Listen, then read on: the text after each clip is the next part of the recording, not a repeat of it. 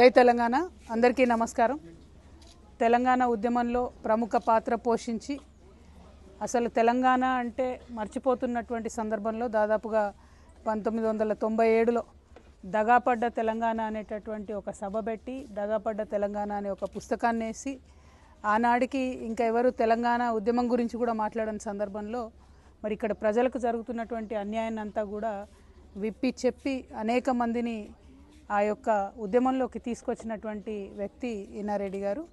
మరి ఇన్నయ్య గారి మదరు పరమపదించారు కాబట్టి వారిని పరామర్శించడానికి వారి కుటుంబాన్ని పరామర్శించడానికి రావడం జరిగింది। ఇదే క్రమంలో మరి ఇన్నారెడ్డి గారు ఎప్పుడు ఎక్కడ అన్యాయం జరిగినా కూడా బలంగా మాట్లాడినటువంటి వ్యక్తి, తన గొంతు విప్పి మరి అనేక సందర్భాలలో కూడా తన యొక్క భావాలను ప్రజల పక్షాన వినిపించినటువంటి వ్యక్తి।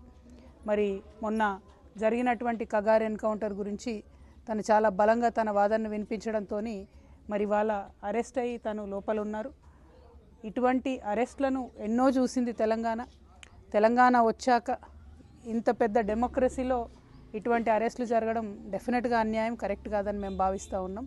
వారి కుటుంబానికి అదేవిధంగా వారు ఎంతో ఉన్నత ఆశయంగా నడిపిస్తున్నటువంటి మా ఇల్లు అనేటటువంటి సంస్థకి అక్కడ వేలాది మంది పిల్లలు, తల్లి తండ్రి లేనటువంటి అనేక మంది పిల్లల్ని కూడా వారు పెద్ద చేసి మరి వారికి జీవితాన్ని ఇచ్చి వారిని ఒక మంచి పౌరులుగా నిలబెట్టినటువంటి వ్యక్తి కాబట్టి మరి మా ఇల్లు సంస్థకైనా ఇన్నయ్య గారి ఫ్యామిలీకైనా మేము తెలంగాణ జాగృతి నుండి అండగా ఉండదలిచినాం।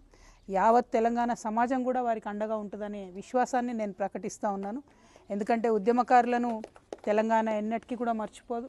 తెలంగాణ కోసం ప్రయత్నం చేసి మరి అనేక మంది యువ మిత్రుల్ని కూడా ఉద్యమంలోకి తీసుకొచ్చినటువంటి వ్యక్తి కాబట్టి వారిని మర్చిపోకుండా వారికి సపోర్ట్గా మేము ఉంటామని తెలియజేయడానికే మరి ఇక్కడికి వారి స్వగ్రామానికి కూడా సాగరానికి కూడా రావడం జరిగింది। మరి మా సపోర్ట్ కంటిన్యూ అవుతుందని కూడా ఈ సందర్భంగా తెలియజేస్తున్నాం। Thank you. జై తెలంగాణ।